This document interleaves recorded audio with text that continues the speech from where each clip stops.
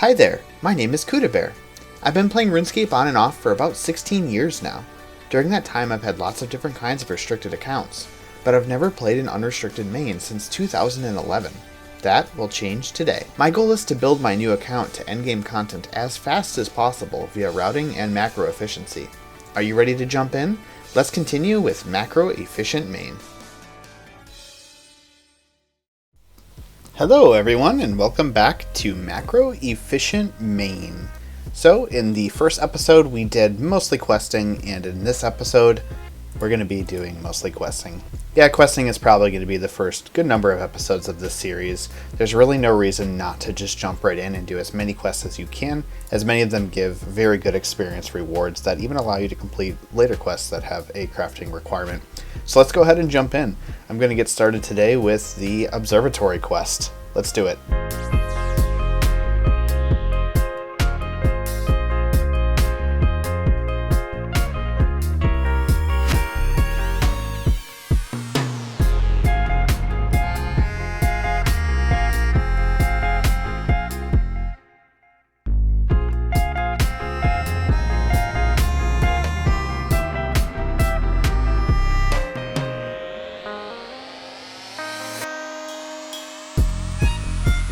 So, a really easy quest. Interestingly enough, the quest guide helper plugin is super nice here, as it tells you which chests that you can search safely. But even with that, I got it on the second chest I searched, which is probably the fastest I've ever received the key in this quest. But other than that, you actually can get one of 12 different rewards for this quest. So it's actually an important quest to do early if you're building a restricted build that might be ruined by some of the experience that you get. I got a sapphire and some water runes, so simple enough. 2,250 crafting experience, super handy, 2 quest points, and we're done. So now I can move on to Priest in Peril, unlock the Swampman land. Let's go. So getting this quest started, one easy tip for it is that you can actually do the quest in only 2 trips if you go ahead and bring the 25 pure essence from the beginning, which is half of the 50 required. Of course, then you have to manage a tiny inventory, which can be a trouble, though Varrock teleports make it a lot easier.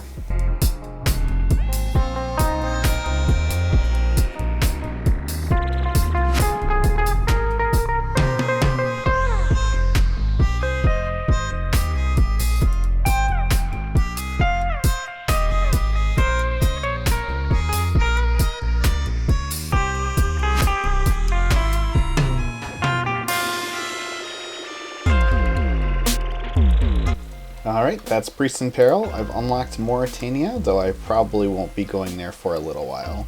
I don't think I need to do any quests there for a bit. Go ahead and drop the Wolfbane as well, as I don't need it. Okay, next one is going to be a bit of an annoying one, Reg and Bone Man. It's interesting that they have this one so early on the quest guide, as it's a little obnoxious. You have to kill a certain number of things to get special drops to turn in for the quest. I don't necessarily need to complete it now, but it feels weird to me not to, so I'm just going to go ahead and do it, but I bet it'll take a little while.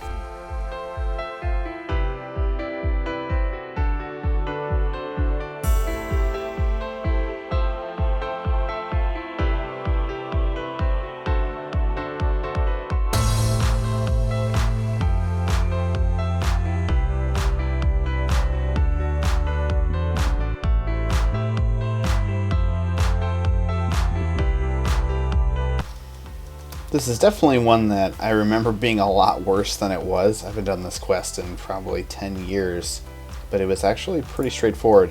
The second one is going to be a little bit more complex, but I don't have to do it for a little while. Okay, so remember how I said that I wasn't actually going to Morytania for a while? Turns out I lied. The next one on the list is Nature Spirit, so let's go do it.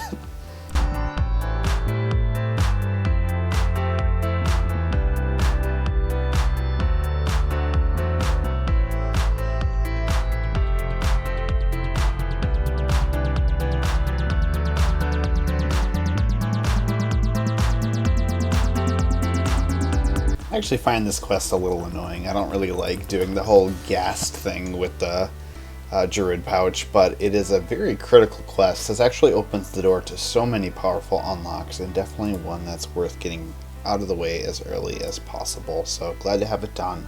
Now I'm actually on to a brief reprieve from quests. Got a mini quest coming up in the Alfred Grimham bar crawl, so that'll be fun. Let's get that done next.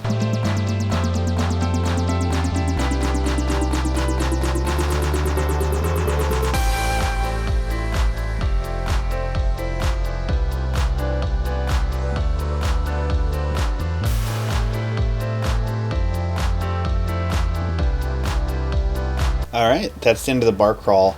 And one passive unlock that came recently from doing this is the ability to smash vials after you finish drinking a potion, and I'm going to go ahead and enable that.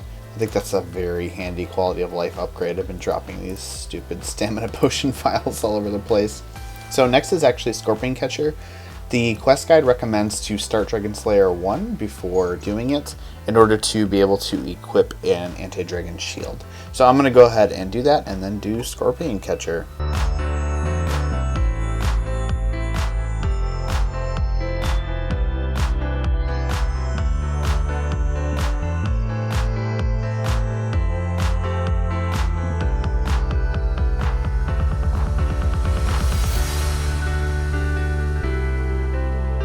Another very easy quest out of the way. This one gives a nice little boost to strength, which is pretty nice.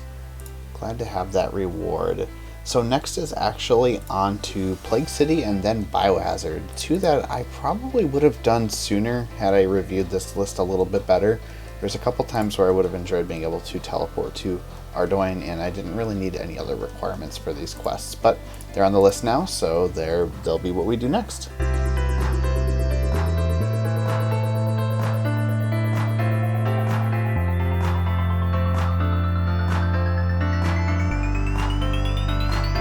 Alright, that's the end of Plague City, which is amazing. Gotta love the Ardougne teleport spell being unlocked. That's definitely one that will come very in handy. So now let's get on to Biohazard.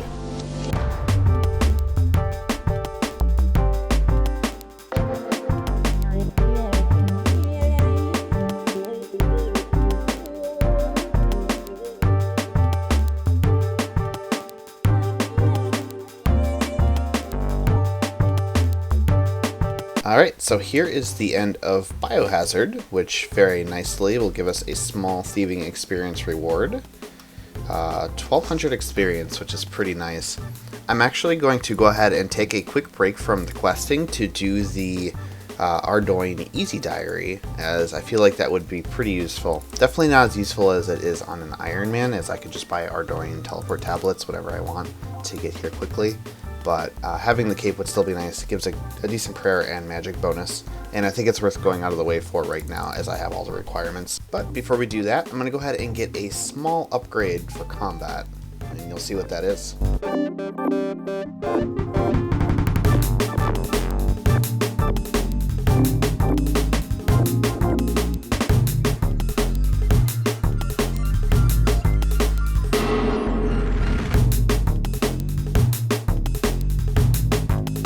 Okay, so these Zoretian robes are really nice as they're extremely cheap, but provide a nice little magic bonus that's worth picking up as early as possible, especially to help with some of these early game quests. I know they're pretty much called salad robes, but at this point in the game, they make a lot of sense. I'm also going to upgrade my Mind Runes to Chaos Runes. Chaos Runes are ridiculously cheap right now. They're only 45 coins each, so it's definitely worth upgrading as fast as possible, as it's almost a 50% damage increase once you hit Firebolt. And then finally, I picked up some Mage Runes and some Maple Longbows unstrung, as I'm going to be low alching pretty much passively as I run around and do quests from here on out, just to help boost my magic level up, as I'm going to need some more magic levels to keep this going. So that's pretty much it. On to do the Ardougne Easy Diary, but first we have one stop before we can do that.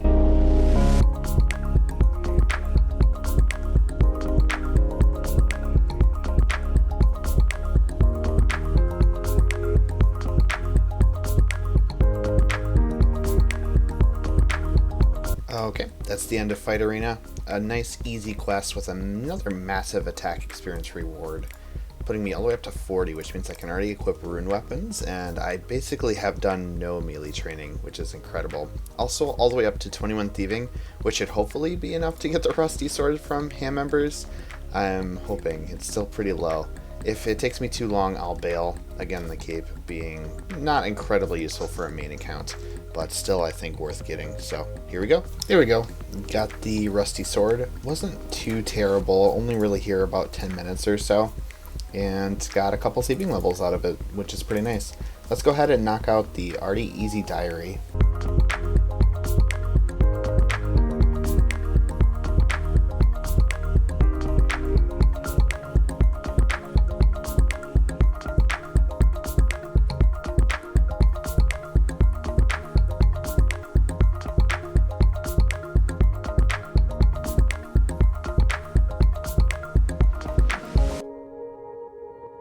Alright, wrapping up the Artie Easy Diary now. The cape is extremely useful, even though the teleport isn't that useful to me as a non-Iron Man. It actually gives me a little bit of a magic bonus and a prayer bonus. I'll be wearing this for probably the next while. As for the experience reward, I'm not too concerned about it. Honestly, on a main account, there isn't one skill that's particularly worthwhile to put all of these lamps into. If you're talking about pure efficiency, I'll probably be putting most of my lamps into rune crafting, as it's arguably the slowest skill. But because I don't have 30 there, I can't quite put this lamp in it yet. So I'll just throw it in prayer, because prayer is expensive and it's not that much experience anyway. Alright, on to the next thing, which is actually going to be Gertrude's cat. Getting back to basics again.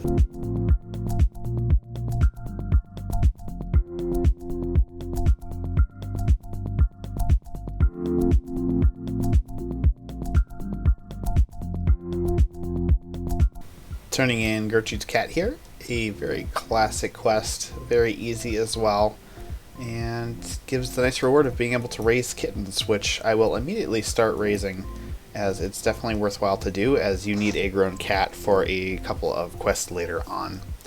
Okay, so what's next on the list? The next one is, actually we have to do the Varrock Museum.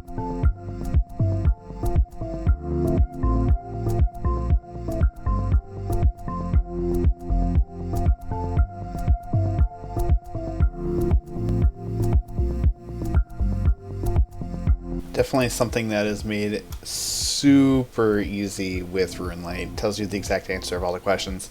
Not that they're super hard anyway, but this is always a great thing to do right away on an account, as you're able to get 9 Slayer and 9 Hunter just with that, and you'll need the Museum Kudos eventually anyway. Alright, let's keep it going. We're on to Jungle Potion.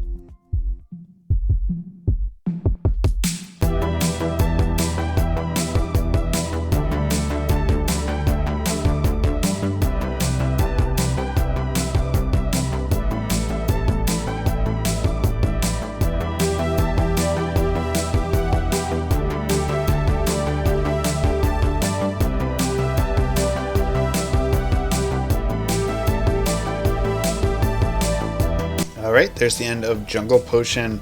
A bit of an annoying one, as when you attempt to search for the herbs, I think the check is based on your herbivore level. It's really low at this point, so it can take a long time to get the herbs. Plus you need to get a bunch of extras for future quests, so you'd spend a lot of time foraging, but in the grand scheme it saves time. Also during this quest, it's recommended that you kill a Joker down in the Pothole Dungeon and grab its bones, as you'll need it for the Tai Boy Wane Trio quest, so I went ahead and grabbed that as well. The next one we're moving on to is going to be Vampire Slayer.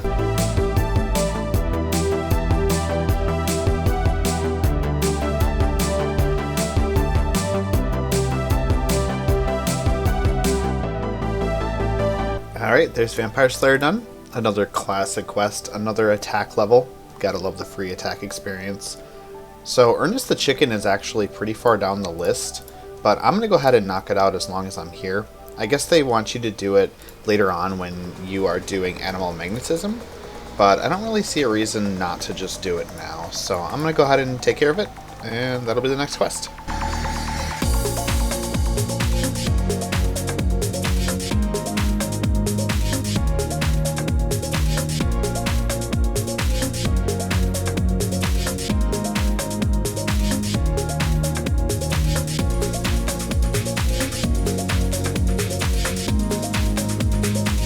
Okay, that's the end of Ernest the Chicken, which is pretty nice to have done.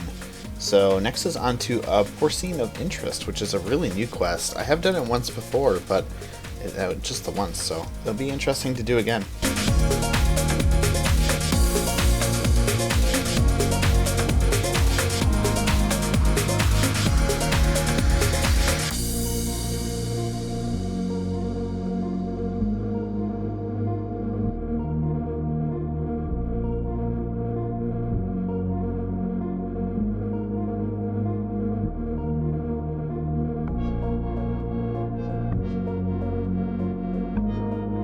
Alright, there's a Porcine of Interest complete. I actually really like this quest. It's a great addition to the game. It feels like it could have been here from the start and provides a perfect little bridge in order to start Slayer for a new player. It's nice to get the boost of 1,000 Slayer experience and the 30 extra Slayer points to get started on Slayer. But I'm not actually going to start Slayer just yet. I'm going to move on to the next quest, which is Death's Plateau.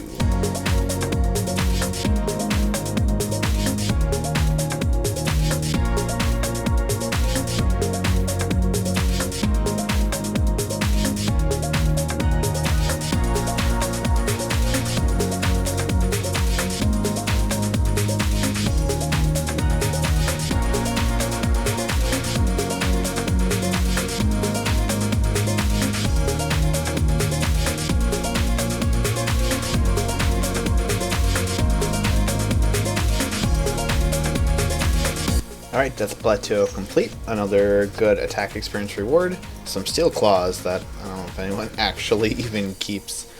But also the ability to wear climbing boots, which will be a handy thing potentially to have in the future. So now I'm on to the next one, which is Goblin Diplomacy.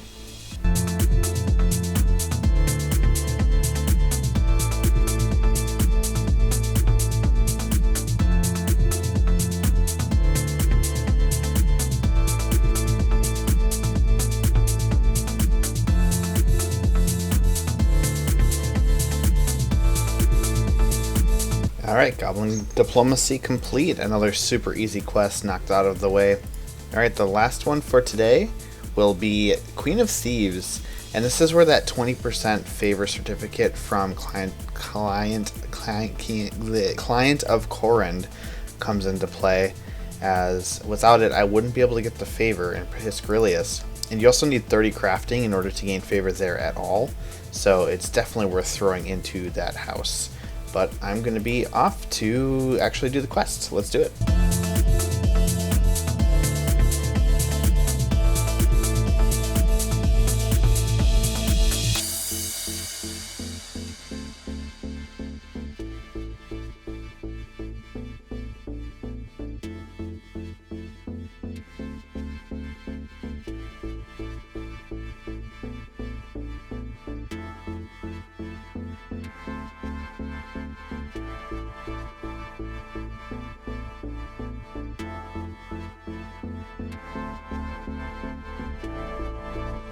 Alright, that's Queen of Thieves complete, which is a very useful quest to have done, as it gives me a favor certificate for Piscarius, which can get me up to 10% more favor, which puts me up to 30%, which will come in handy when it's time to actually do the favor grind, which probably won't be for a while. Also, the little bit of thieving experience is nice.